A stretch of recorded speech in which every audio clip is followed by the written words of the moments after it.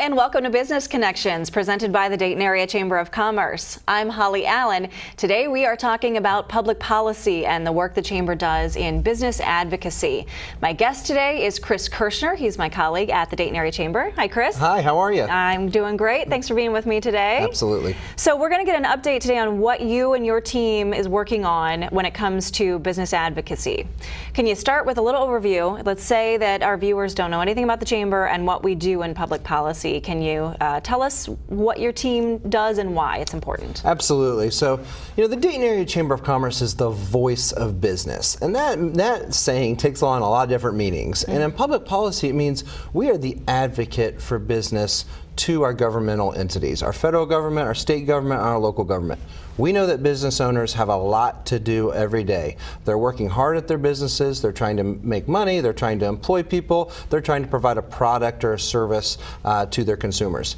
They don't have the time to follow all the public policy intricacies that are happening, and that's why they become a member of the Chamber, and that's one of the services we provide to them is we monitor, lobby, and advocate for those businesses on business-friendly policy initiatives. We have 3 registered lobbyists at the Dayton Area Chamber of Commerce. We have a satellite office in Columbus that we're able to use for our public policy activities, and there's usually somebody from the Chamber that's in Columbus or Washington, D.C. every single week that's staying on top of these issues. So the role we really do play is we are a voice for the Dayton area business community to the federal, state, and local governments. When we're there, those are the issues we're working on the issues that impact the Dayton area business community. So you're monitoring what's going on and deciding if there's, a place, if our business community needs a place at the table to be heard on those issues. Yeah, absolutely. So, we're monitoring what's going on, but then we're also representing what our legislative committee and our board and our members have told us is important.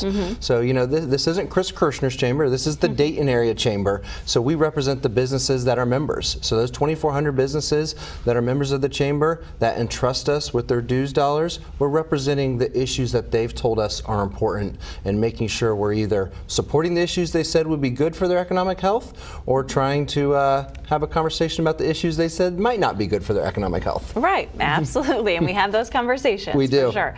I want to start with probably on the state level because we had some activity in the spring with the Speaker of the House. There was an investigation going on into the former Speaker, Cliff Rosenberger, and so everything kind of stopped on the state level for a little while that kind of shook out. Can you tell me where it stands now? Absolutely. So, the spring was a good political drama. So if you like to watch the political drama, we had a little bit here in the state of Ohio in the spring, and it's still going on a little bit, but things have settled down now, and we have some stability back in the State House. So in the spring, the current Speaker of the House was under investigation from the FBI for use of campaign funds and some other things, and as far as I know, that investigation's still going on, but he resigned during that investigation, and there was a interim speaker, and there were multiple individuals vying for that speaker's spot. So during that interim, that was really the focus in Columbus, was who's going to be the Speaker of the House, because you really couldn't do a lot of things without a appointed Speaker of the House that has been appointed or elected by the members of the House of Representatives. So there was a few weeks there, about maybe even a couple months actually, where we didn't have a speaker and there where things were trying to shake out. That's all done now. We have a speaker. It's Speaker Ryan Smith from Southern Ohio. Very nice gentleman, been very friendly to the Dayton area. We hope to continue that relationship. He's in place now, and we want to continue to work with him as well as all the members of the House of Representatives as we look at moving things forward here for the rest of this year. Which will most likely happen after the November elections. Okay. So usually the way the State House calendar works is they take a break before the November elections. That's not a Republican thing, that's not a Democrat thing. It is a political thing. Everybody has campaigns they didn't have to run, so they usually go back to their districts to work on their campaigns during that fall period, and then after the elections are over, they come back and we'll have what's called a lame duck session because there are members that are termed out or aren't running again but are still elected for those last 2 months of the year, and that's when you'll see a lot of legislative activity occur.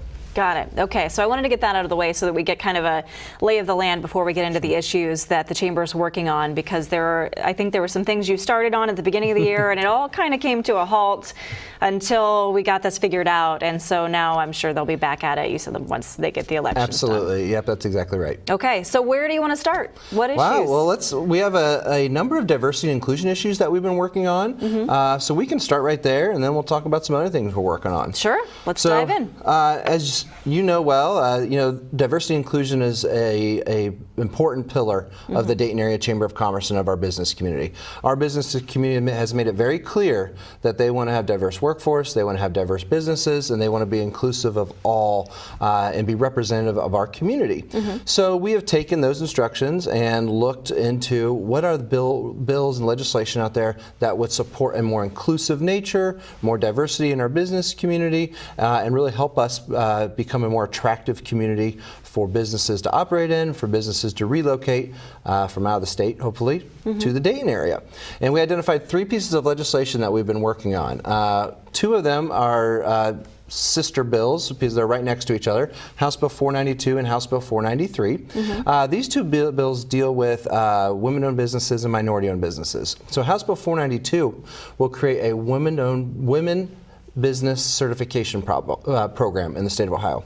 Right now we have an MBE program, Minority Business Enterprise Certification Program for the state. Yes. We don't have a women-owned business certification process. So what that means is if you're a woman-owned business, you could get certified by the state as a woman-owned business, which then opens the door for opportunities for companies and others that are looking to contract with a women-owned business. Okay. That program exists for minority-owned businesses, doesn't exist for women-owned businesses. Right, but not with the state. Now there are certifications. It's kind of factioned rather, isn't it? That you can be certified through like a municipality, but this would be a statewide certification. That's exactly right. Yeah, there's private organizations that will do certifications. There's municipalities that will do certifications, but this is more of an umbrella certification for the state, and it would be the hope that if somebody received a state certification, that then it would be recognized by their municipalities or by some of the private certification groups.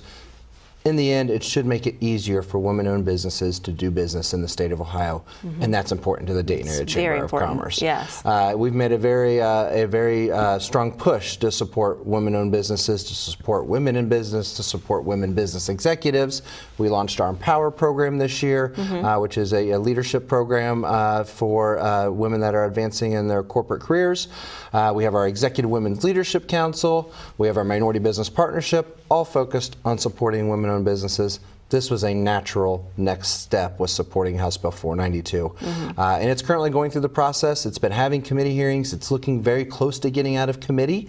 But with the delay here because of the fall break before the election season, it's probably going to get held up, but we're really hoping and going to work hard to try to get it done in the lame duck session that I mentioned earlier. Okay. So you mentioned a sister bill. I did. House Bill 493. 493, right. Okay. But also introduced by the same representative that introduced 492, Representative Ann Gonzalez from the Columbus area. Okay. House Bill 493, we created a reciprocal certification program with other states. And that would be both for minority-owned businesses, and if 492 passes first, it would be for women-owned businesses, to where we would recognize somebody else's business's minority or women-owned business certification in another state, and the other state would recognize our businesses' minority and women business certification programs. Okay. The benefit for our companies is if a woman or a minority-owned business was to be certified in the state of Ohio, but they wanted to do business in Kentucky, they wouldn't have to get recertified in Kentucky. Right. That Kentucky would recognize their certification from Ohio, and they wouldn't have to get recertified, allowing them to continue to broaden their business and do more business outside of our state borders. Which is important for our area, being so close to Indiana and Kentucky. And other states already have these agreements, is that correct? Yeah, there are. I believe Kentucky actually has this agreement on the books, but because we don't have it, there is no mutual relationship. But if we were to have that same law on the books here, there then would be a mutual relationship where they would recognize our minority and women-owned businesses, and we'd recognize their minority and women-owned businesses. Got it. That bill is not moving as fast as 492. It's just there's some more conversation around it, trying to figure out, what this would mean for some of the state contracting opportunities. So that's, they're having a lot of conversation about that bill, and we're engaged, but I see 492 moving a lot quicker. Okay, we do support it. And just to throw it out there that we heard when we discussed this with our volunteers, real life experience from one of our business owners here in the area that wanted to do, bid on a project in Indiana, and their certification was not recognized in Indiana. So we know it's affecting businesses. Absolutely. So we want to help them out. Absolutely, we want to do all we can. Yeah. And the third bill that's in that diversity and inclusion area is House Bill 160, which has to deal with sexual orientation being a protected class in the state of Ohio. The reason why we're working on this bill is because a lot of Fortune 500 companies are looking for these types of laws to be in place when they're looking at states to relocate to. Okay. So when they're looking around and saying, where do I want to go? They're looking for states that have these inclusive type of laws on the books. We met with our business community. We said, what do you guys think about this? Many of them came back to us and said, we're already doing this. We're already treating sexual orientation, gender identity as a protected class in our organization, even if it's not a state law. So might as well go ahead and make it a state law because we're already doing that. So when we heard that from our businesses, we said, well, if this will make us more attractive to companies wanting to relocate here and be an economic development tool for us, then we need to get on board. And our business community agreed, and we've supported it and I've been working on it. And we have learned lessons from other states, because we have seen states that don't have progressive laws on the books where businesses have pulled out from commitments, and we don't want that to happen here in Ohio. Not at all, not at all. We've got a great environment here and business infrastructure, and we don't want to do anything to jeopardize that. Absolutely, let's be proactive. Absolutely. Okay, so that covers our diversity and inclusion. We have a lot going on in that area. We do. Where do you want to go next? Why don't we go to logistics? Okay. Okay, so it's been a priority for the chamber. It has. The Dayton Area Logistics Association. Absolutely. So we launched the Dayton Area Logistics Association about, I think it's been 4 years now, about 4 years ago, and it's been great. So as the Dayton region continues to be a hub for logistics and distribution companies, we have to look at having the right legislative and business environment to support them. We did an economic impact study a couple years ago that showed that the logistics industry in the Dayton region has a $2.5 billion annual economic impact and has 20,000 direct jobs here in the Dayton region. That's a lot of jobs. And that was before companies like Fuyao were up and running, before Spectrum Brands was up and running. So two big logistics employers in the community that weren't even included in that study, and there's been a number of others since as well. So those numbers, I think, are the basement, and they are actually much higher than that. That's good news. Absolutely. We've really put a lot of emphasis, I think, on just the assets we have here in the Dayton region, being at the, they call it the crossroads of America, where 70 and 75 cross. We have, the airport. Up by the airport, you've got a CSX freight line up there. You can get pretty much anywhere in the country very quickly from the Dayton region. So when you're looking at where to put a warehouse, you're exactly right. You're in a good spot. We were identified by a national, actually a global company called St. Ange, that we were one of the very top markets for logistics and distribution companies because of our access to the global population.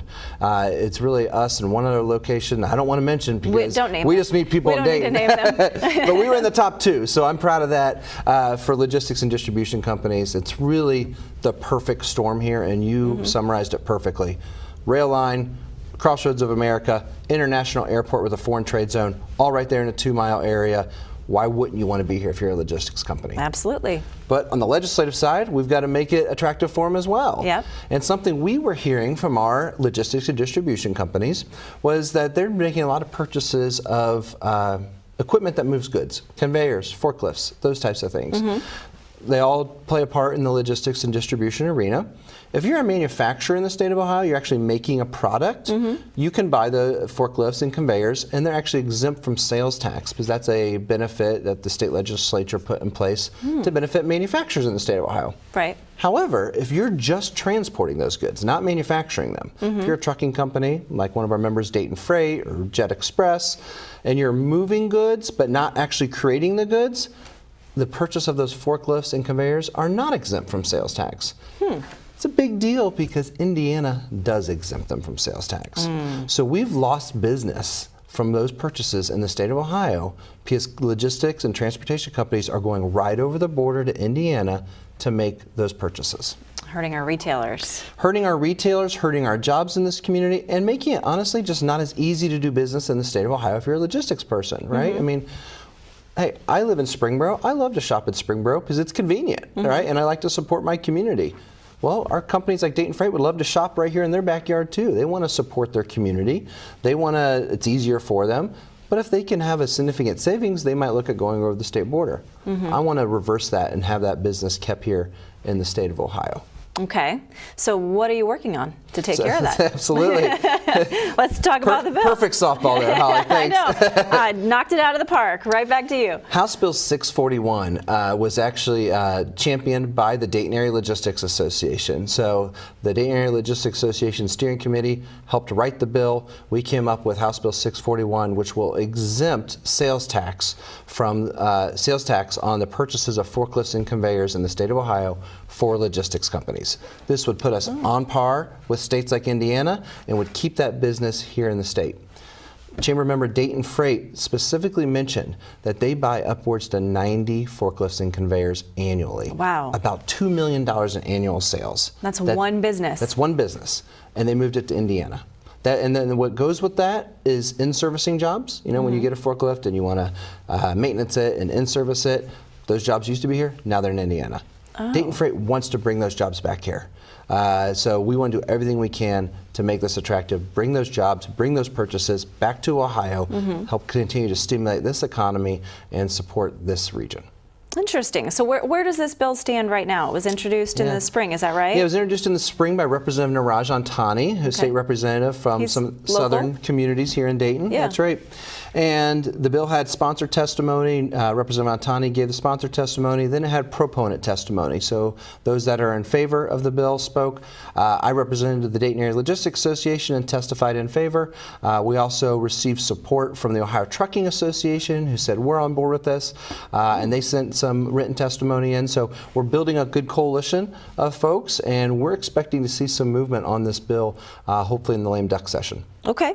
Sounds good. Is there anything else you're working on that you wanted to mention? There's so much that we're working on. Well, I know that you wanted to. That's why I put in the caveat that you wanted to mention. I'll mention one other area, which is some work we're doing for our servicemen and women here in the state of Ohio. Okay. So we have a bill that we introduced as well that came from our Military Affairs Committee, which is called House Bill 603. This bill will eliminate the one-year residency rule to receive in-state tuition as a serviceman or woman. Right now, if you move into the state of Ohio, you have to wait 1 year, have 1 year of residency before you can get in-state tuition benefits. And that law was put on the books so that people just didn't, move in real quick, get in-state tuition, then move out. Well, in the military, it's a little different. A lot of individuals in the military are on 2-year tours at different bases.